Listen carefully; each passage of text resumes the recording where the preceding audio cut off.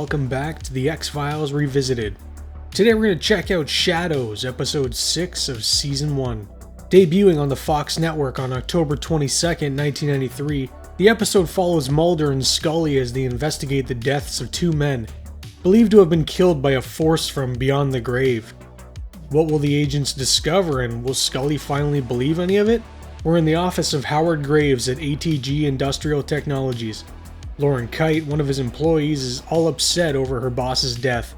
She may be the first person in the history of the world to mourn an employer's death. A woman named Jane comes in asking if she wants to talk about it, as it's been a few weeks since his passing.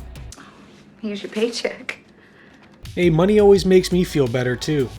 A paperweight suddenly moves on his desk, which is totally a normal thing that happens. Lauren is at an ATM when she's suddenly attacked by a couple men.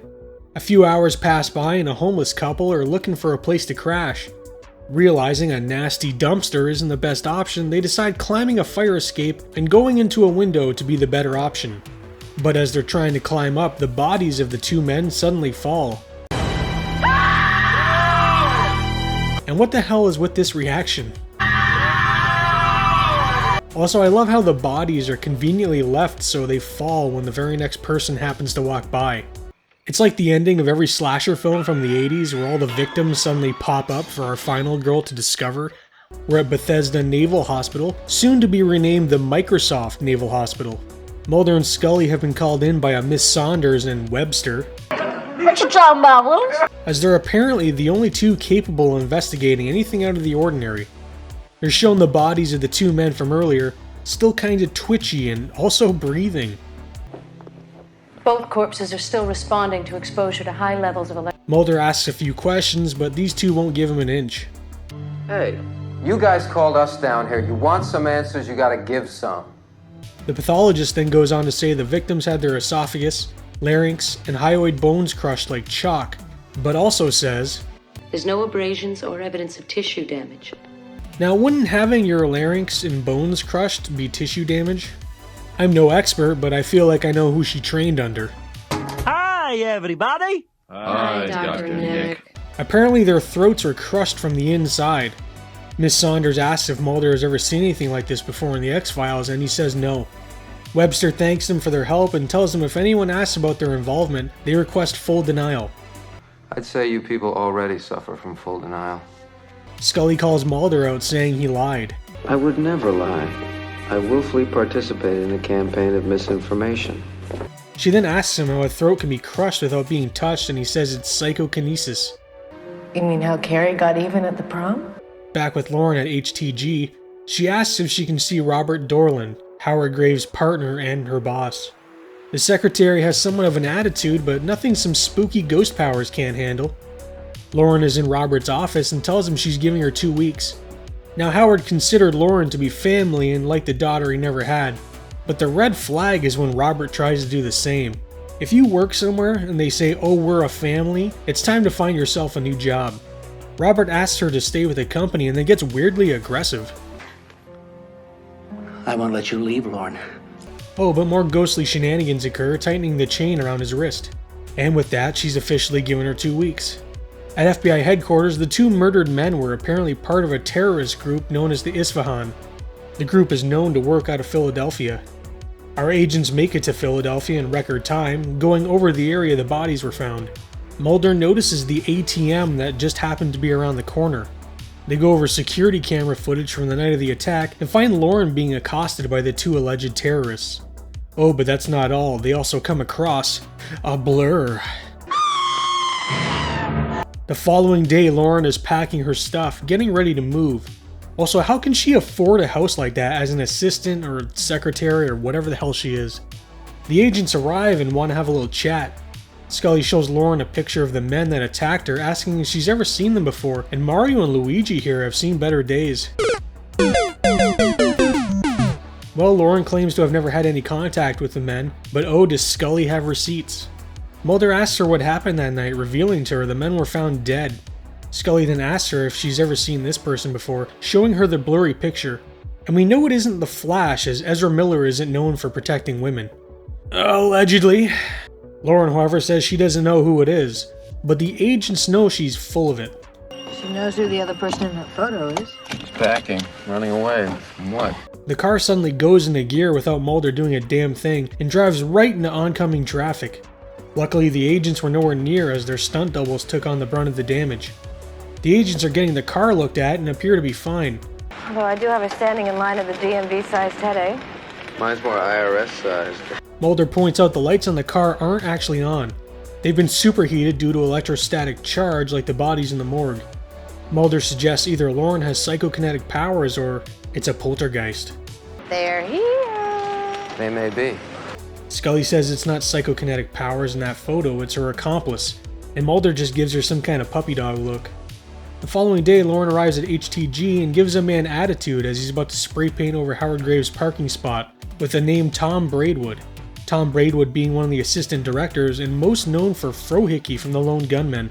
God, I cannot wait for The Lone Gunmen to show up. The agents notice she seems a little upset and decide to start digging into who Howard Graves is. Well, Lauren was his secretary and he had taken his own life. They follow her as she leaves flowers at his grave, and Mulder says exactly what I was hinting at earlier.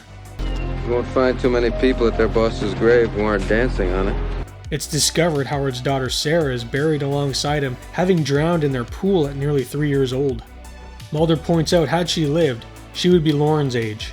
Mulder's developing some pictures while Scully notes Lauren had become estranged from her family and developed an almost father-daughter relationship with Howard. Mulder spots something in one of the photos and immediately has it enhanced. And bingo, it's Howard Graves. I do love how in these shows, whenever a picture is enhanced, it doesn't become even blurrier. Somehow in this image, Lauren is more pixelated than Howard, who is behind her. Scully believes Howard is still alive, while Mulder, on the other hand, not so much. That night, Lauren is asleep when some banging from inside her home wakes her up. She can hear a man yelling, "No, don't do this to me," coming from inside her bathroom. She goes inside, believing it to be Howard. Lauren pulls open the curtain, finding the bathtub full of nasty-ass brown water and blood that appears to be coming from 2 small holes on either side. And somehow this was enough to convince her Howard was murdered. Scully believes Howard faked his own death, and Mulder tells her only one man has been able to fake their own death. Only one man has pulled it off. Elvis. The first in a series of Elvis jokes we'll see throughout the show's run. Scully believes Howard and Lauren are scheming something, and Mulder says she might be right. She only has to prove Howard is still alive, though. Howard Graves is very dead. Well, there goes that theory. Scully goes over the autopsy report and finds Lauren was the one who made the positive ID on the body. Howard's remains were cremated, so they've asked for a sample from his donated organs to be tested to confirm the identity. Meanwhile, back at HTG, and they're throwing quite the party as a goodbye for Lauren. An employer caring about their employees is definitely the most fictional part of this story about telekinetic ghosts. Lauren goes into Howard's office one last time where she's confronted by Robert. He tells her he knows Howard told her everything, and if she even opens her mouth, he'll come for her. She tells him she knows he killed Howard. I know you had him killed. He told me. And if I was Robert, I would think she's insane at this point. I mean, this woman doesn't know a damn thing. She thinks a ghost told her he was murdered. That kind of destroys all of her credibility in the eyes of the law. I don't know, just saying. Lauren calls Mulder and tells him to be at her house and please hurry, as she knows her life is in danger. Scully comes in telling Mulder the DNA matched and Howard is indeed dead. That night, Lauren is getting some things together as she needs to get out of town now. Meanwhile, outside, a car pulls up with some hitmen inside.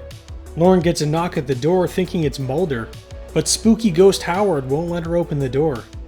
The hitmen bust inside the door, and that's when things go crazy. I mean, the goddamn predator is in her house. Howard crushes the throat of one and then goes full Mike Tyson on the other. The agents arrive to the shrieking of Lauren. Mulder arrives inside the house and watches as a man just floats in the air while being choked. And of course, Scully, always being late to the party, makes it inside literally seconds after the body hits the ground. Lauren is with the agents as they're questioning her about what happened that night. But the lady just doesn't want to talk. Mulder shows her the enhanced picture they took of Howard, but are rudely interrupted by Webster. Neither group wants to give the other information about what's going on. Webster cracks and tells them they believe HTG has some connection to the Isfahan and is going to question Lauren. I can make her talk.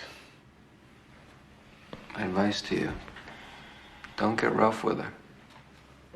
Well, they come out having gotten no information out of her. So Mulder and Scully try again.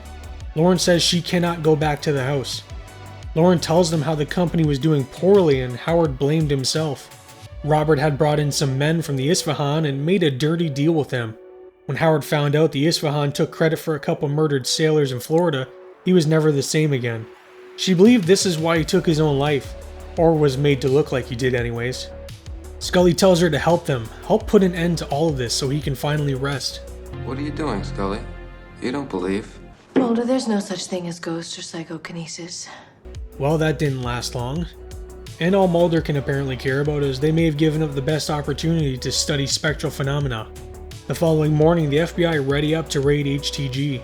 Not sure why Lauren would be involved in the raid, however. We'll execute the search, but we'll need you to guide us, so you have to be strong, okay? Is having civilians guide the FBI in a search normal practice? The FBI start raiding the place and Robert comes out and is given the eye by both Scully and Lauren. They search through everything and Mulder notes they've got nothing. Mulder enters Robert's office with Lauren and tells her it's over. Robert comes in and starts getting a little mouthy. Lauren, overcome with emotion, goes in to attack him, but is tossed off. Robert is then thrown into the wall. The door slams shut and he starts to get choked. The lights start to explode, prompting Scully to run back to the office. She shouts for Mulder, but then someone cranks on the AC. A letter opener hovers in front of Robert, but turns and flies into the wall, slicing a nice hole in the wallpaper. Scully comes in just in time to miss the party, but Mulder discovers a floppy disk located just behind the wallpaper, or as Gen Z knows it, the save icon for many video games these days.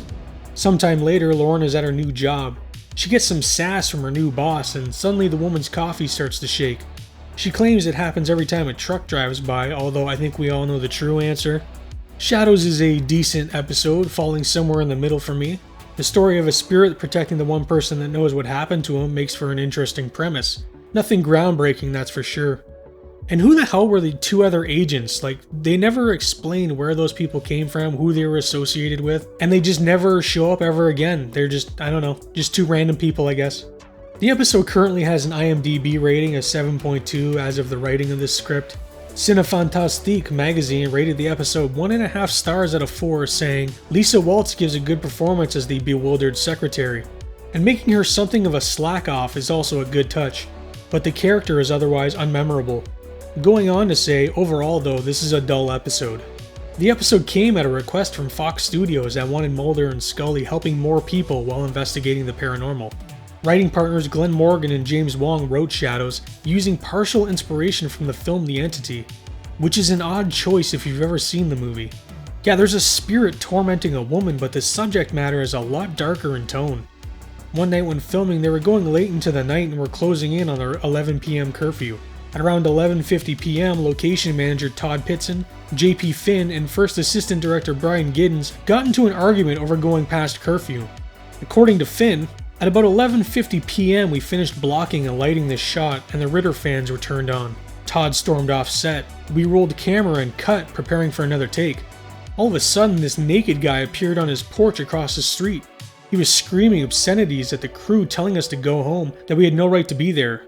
We ignored him and continued filming. I was determined to get the day and get us out of here as quickly as possible. He blustered on for another minute or so, then gave up. We wrapped around 12:30 a.m. It was one of the most ridiculous on-location moments I can recall during my 5 years on the X-Files. Anyways, let me know down in the comments what you thought of Shadows. If you'd like to see more videos, then think about becoming a subscriber, as it would mean a lot to me. Thank you for watching and stay spooky. Next Friday.